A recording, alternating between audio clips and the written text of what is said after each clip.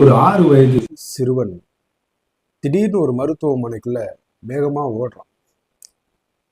எனக்கு யாராவது ஒரு டாக்டர் உதவி செய்ய ரெடியா இருக்காங்களா அப்படின்னு சொல்லி ரொம்ப சத்தம் போட்டுக்கிட்டே அவன் ஓடுறான்.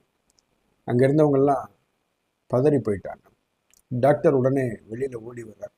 ஓடி வந்து அவன் கையை பிடிச்சிட்டு, தம்பி உனக்கு என்ன பிரச்சனை, ஏன் இப்படி பதறன்னு கேட்டோன்னே, இல்லை எங்க அப்பா அங்க வீட்டுல ரொம்ப வலியோட துடிக்கிறாரு, எனக்கு ஹெல்ப் பண்ண யாருமே இல்லை, தயவுசெய்து அவருடைய வலியை போக்குறதுக்கு ஏதாவது ஒரு மெடிசின் கொடுப்பீங்களா அப்படின்னு சொல்லி கேட்ட உடனே டாக்டர் சொல்றாரு, அப்படிலாம் செய்ய முடியாதுப்பா, முதல்ல என்ன பிரச்சனைங்கிறத நம்ம கண்டுபிடிக்கணும், அதுக்கு உங்க அப்பா இங்க வரணும் அப்படின்னு சொல்லி அந்த டாக்டர் சொல்றாரு.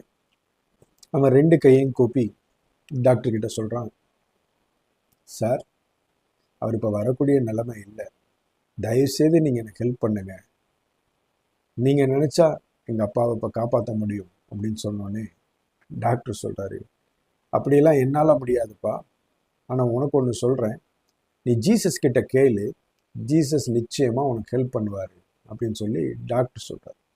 அவன் கேட்குறான், யாருங்க ஜீசஸ், அவர் எப்படிங்க எனக்கு ஹெல்ப் பண்ணுவார்னு சொன்னோன்னே சொல்றாரு, ஜீசஸ் இந்த உலகத்தை படைத்த கடவுள், அவர் உன் மேல ரொம்ப அன்பா இருக்கிறாரு, உனக்காக அவர் உயிரே கொடுத்துருக்கிறாரு, நீ கேட்டினா நிச்சயமா அவர் உனக்கு ஹெல்ப் பண்ணுவாரு, பக்கத்துல ஏதாவது சர்ச் இருக்கான்னு பாரு, போய் அங்க நீ அவர்கிட்ட ப்ரேயர் பண்ணு, அவர் உனக்கு உதவி செய்வார்னு சொன்னோடனே சின்ன குழந்தை பதறி அடிச்சுட்டு பக்கத்துல சர்ச்சை தேடி ஓடுறான்.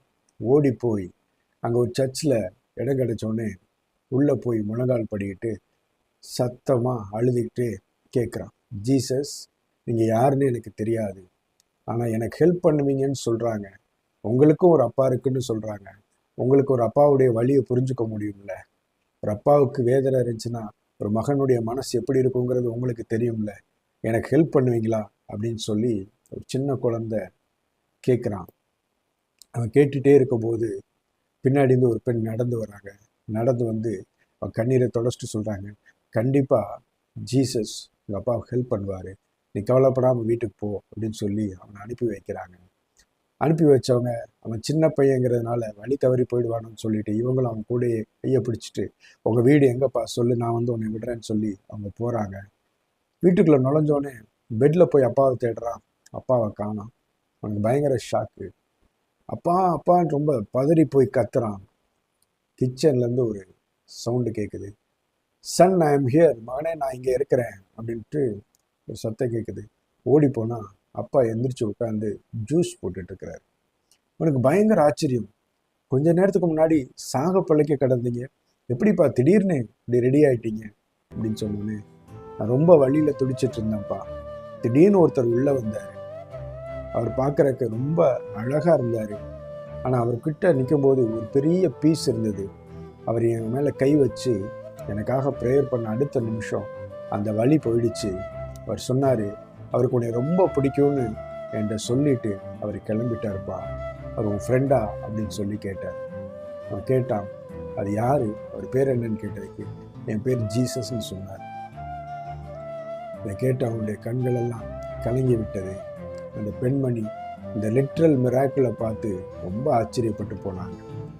எனக்கு அன்பான தேவனுடைய பிள்ளைகளே, எப்பயுமே விசுவாசம் உள்ள ஜெபம் மலைகளை அசைத்து விடும்.